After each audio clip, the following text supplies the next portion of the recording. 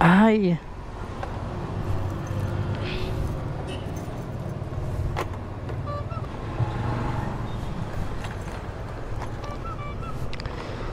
Dito tayo daan.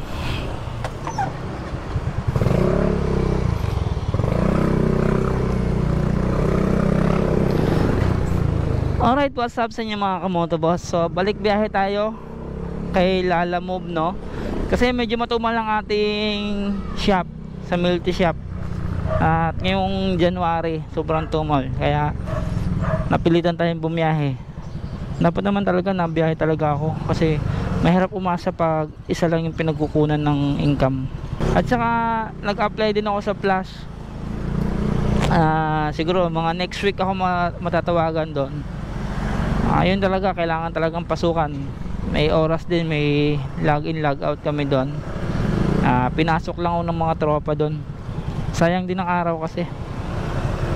Dito kay Lalamove mahirap na. At medyo mababa na yung bigayan kay Lalamove. Pahirapan din kumuha ng booking. Lalo na ilang buwan ko ding hindi nagagamit si Lalamove. Kaya kahapon pa ako nag-aantay ng booking, no? Maghapon akong nakaabang sa cellphone ko, hindi ako binibigyan ng booking. Tapos kanina umaga pa ako na nag-aabang. Anong oras na? Alas 11 na ako nakakuha. Ito yung first booking ko. Dito lang pinick up ko yan sa may Noveleta. Then ang dala nito sa may Antel, malapit lang, 14 minutes sa drop off na ako. So kita-kit na lang tayo doon.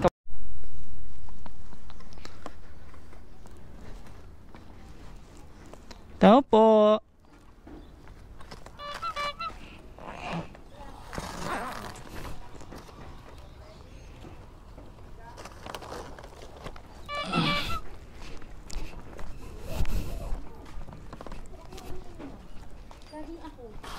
Ito po 59 po. Okay na po ito. Salamat po.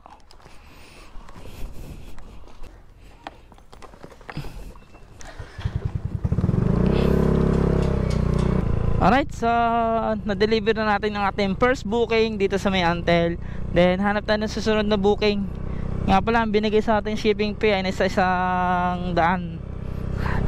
Good na yon kasi nga magkano yung tip, magkano yung shipping? 59, diba? Meron na yung tip. Yun lang, saan pa palabas dito?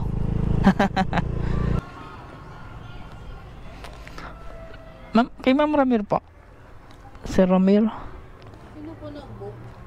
Si Maiko De Leon.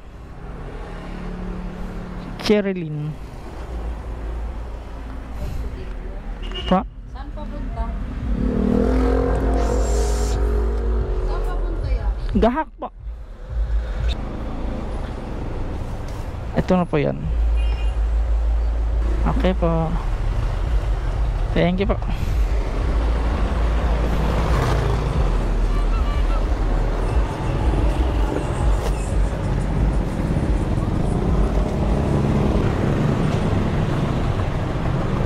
Alright, so nakakuha na tayo ng booking. Pangalawang booking pa lang natin to ngayong araw na to, no? At ako tumambay kanina sa shop. Yung pagkatapos kong i-drop natin yung pagkain dito doon sa may Centennial. Then ngayon lang ulit nakakuha kasi sobrang tumal niya. At malalayo yung lumalabas sa akin ng mga booking. Nasa 5 km 8. Kaya ngayon nakapag-pick up tayo dito sa may Rosario papuntang Centennial. Gahak Fridge. Tapat po ng Jollibee, meron pong pet shop katabi. Okay, pet shop. Let's go. Alright, so dadalhin na natin ito ating na-pick up dito sa Rosario papuntang Gahak. Malapit lang to, nasa halagang 75 pesos. At yung ating tatakbuhin ay nasa 8 km yung layo. Let's go. Yun lang ay sagutin. Subscriber cannot be reached. Please try again.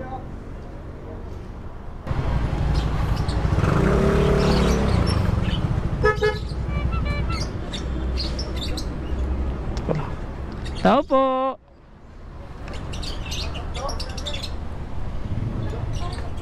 Dito pala.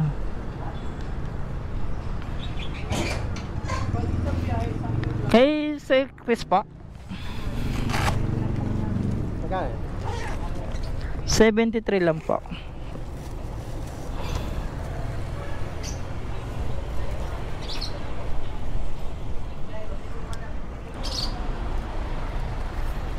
Up. Thank you po, sir.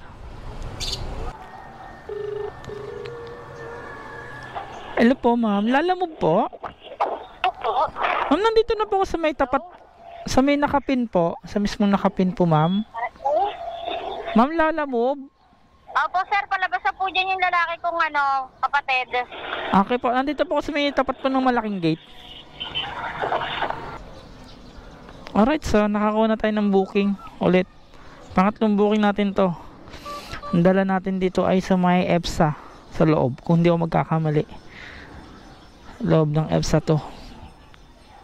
Phase 5.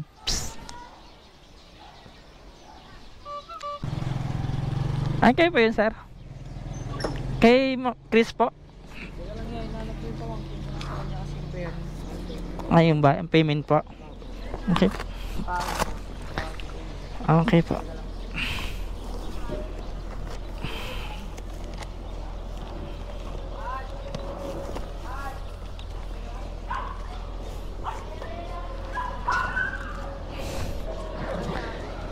Antayin lang natin yung payment. Antayin lang natin yung mga bossing kasi yung payment daw wala pa.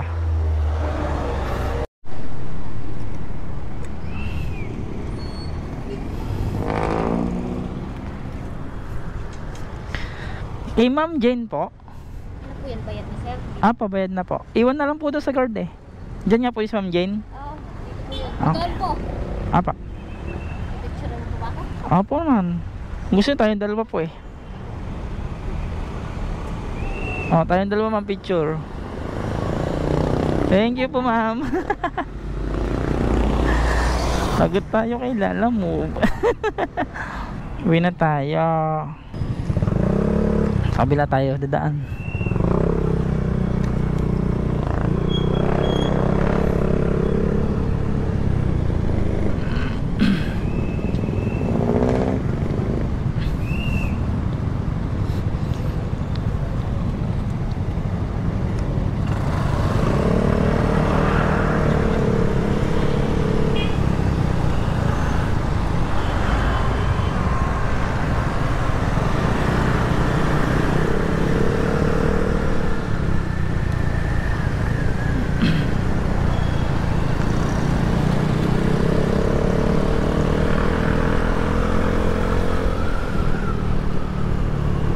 Uwi na tayo.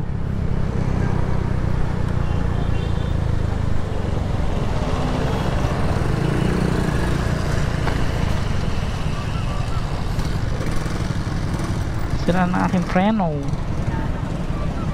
Sira ng gasto.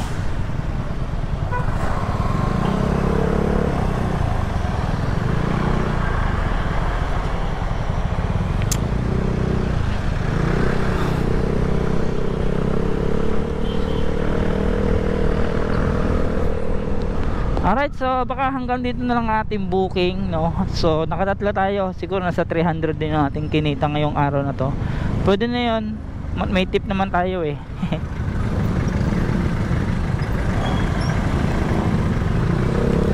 Kanina 981 yung shipping papunta dito sa EPSA. Then hindi na ako hiningan ng sukli.